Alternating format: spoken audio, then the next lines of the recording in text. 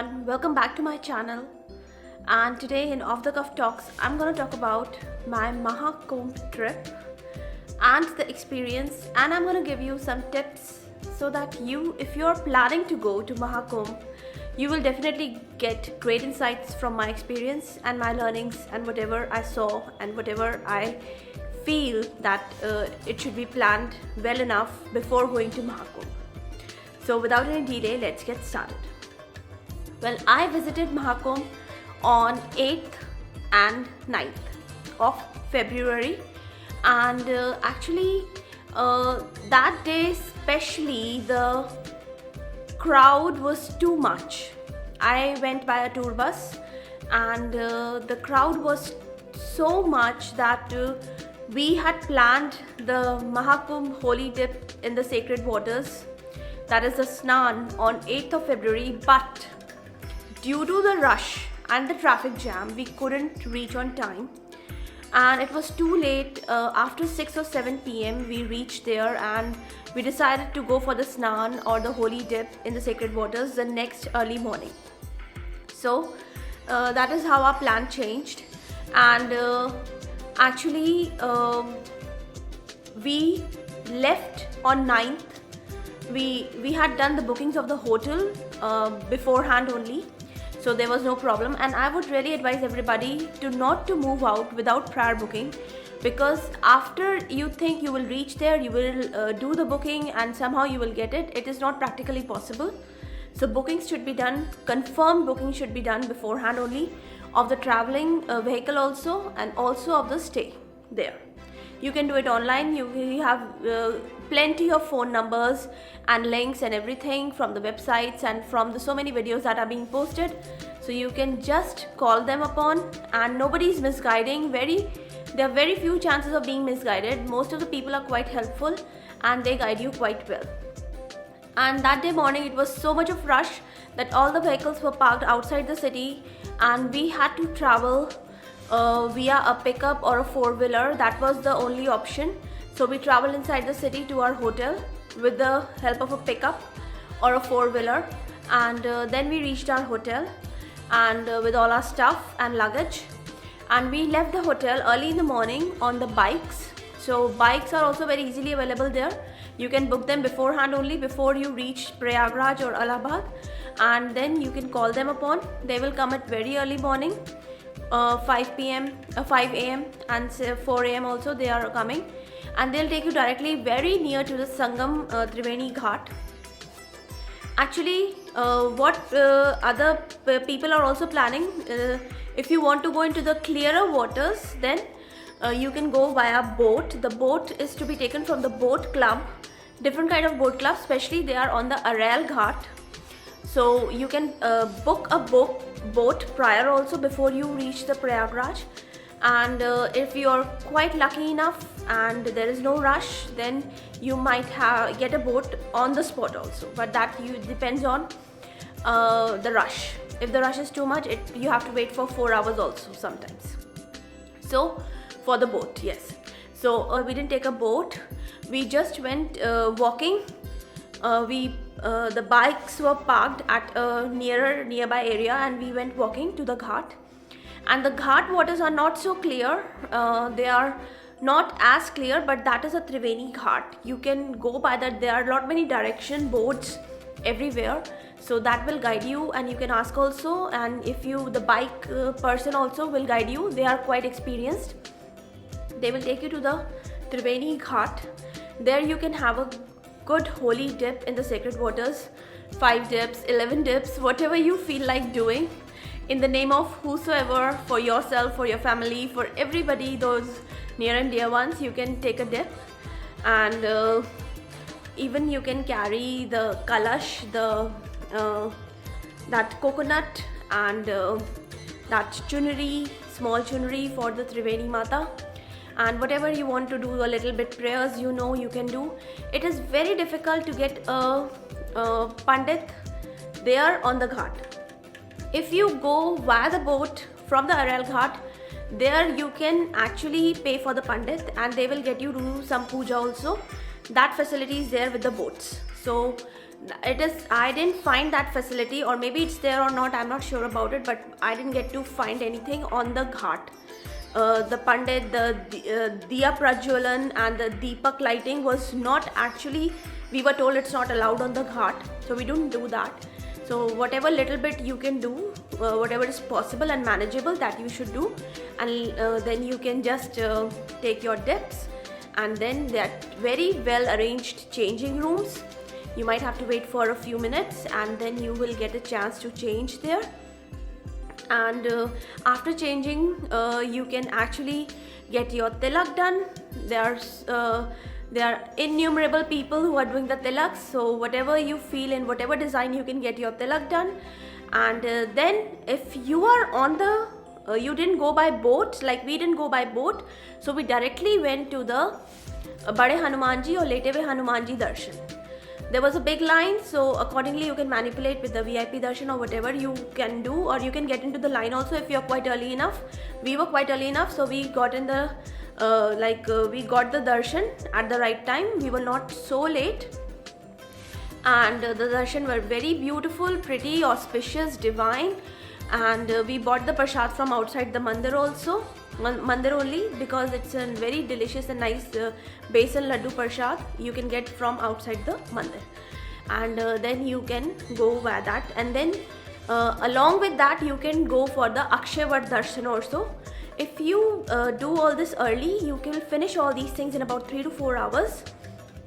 Akshavat has a big line, a long line, zigzag going on, but then if you get into the line, they are moving.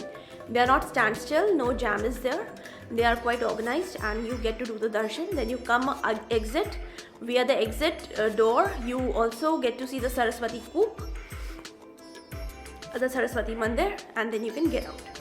So these 3 things you should do in one line, one after the other. But if you're going by the boat, mind it, you will go to the clearer waters at the point of the Triveni Sangam. Very nice dips, very you will feel auspiciously divine dips you can take. The water is very clear there on the boat if you go, and you can get your puja done.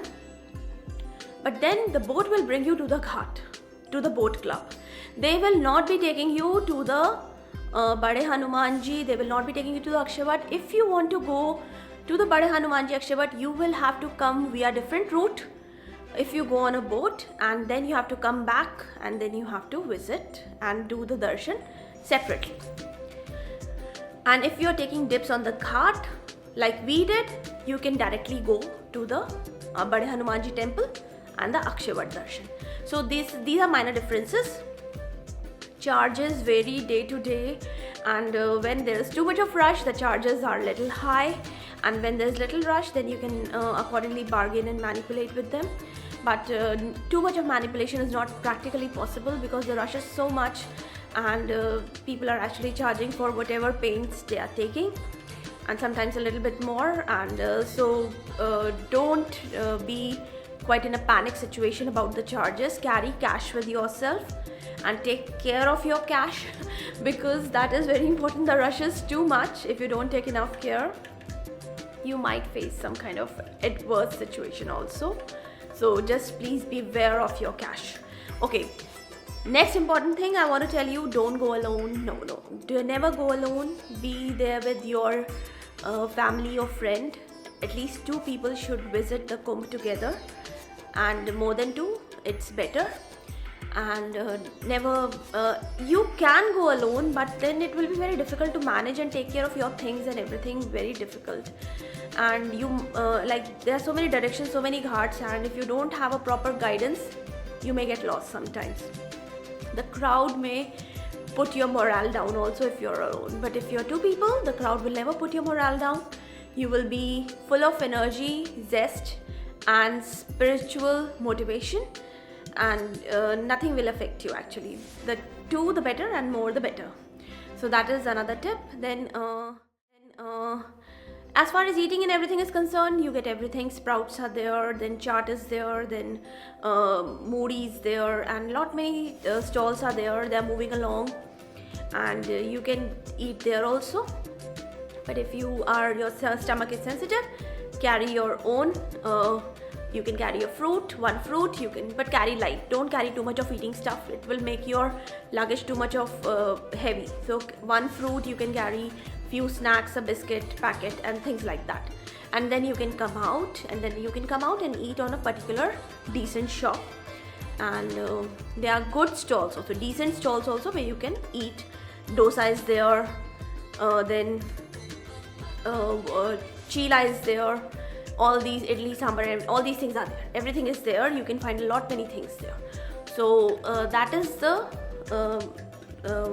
duration of the snan, the visit to the temple. And then now if you want to go to the akhadas, we did not have much time because we were in the tour bus, so we had to leave on time.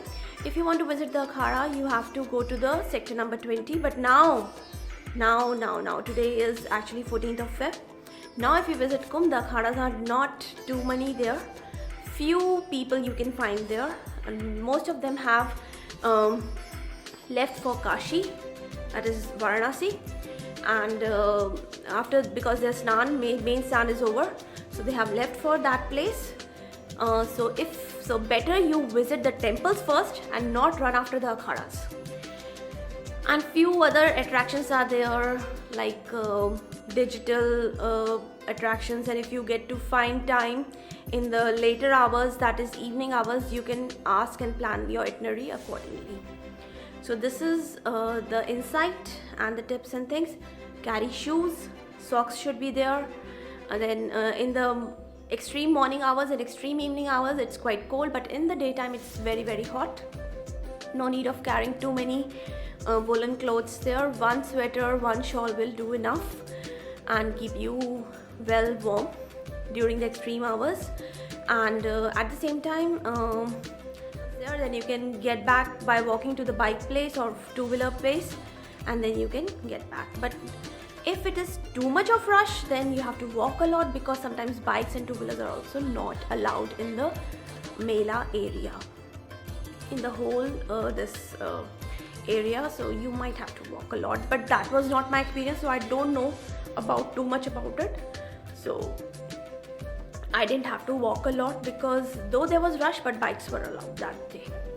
And stay you can do in cottages also. One of my aunts stayed in the cottages in the Mela area, but they were quite expensive. We stayed at hotels a little far away from the Mela area, and we booked beforehand only, so they were not so expensive. The earlier you book, the cheaper you get, and on the site of the Mela, and the later you book, you'll get more expensive. I hope I was able to help you out a bit and share my experience. Here, one beautiful thing, that once you take the dip and you get to do all the darshan and everything, you forget all the pains that you have taken. Even though I also my feet got sore and some blisters were there, but it was all very minute things. It is such a grand, auspicious experience that these things don't matter at all.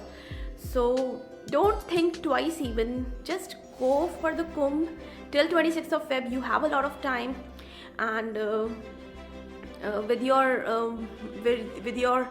friend who is interested in all the spiritual things, yeah, if you get a wonderful company, nothing like it. I had a beautiful company of my younger aunt, and we really thoroughly enjoyed the whole trip, because she's also interested in all these things, and I am also interested in all these things. So the similar interest, the more you enjoy. That is also another tip. And then I would like to say that hardships will be there, because whenever you move out for something like this, you have to face some kind of hardships, but they are nothing compared to the divine experience. Nothing. You get to reflect yourself, you pray for yourself, your family, your friends and everything, and you get more and more deeper connection with your God. So that's the whole thing that matters in the end. I hope I was able to help you out a bit. If you like this video, hit the like button. Don't forget to share the video, and at the same time, happy Kumbh Yatra to everybody who are planning to visit, and may God bless all. Thank you. Take care. Bye-bye.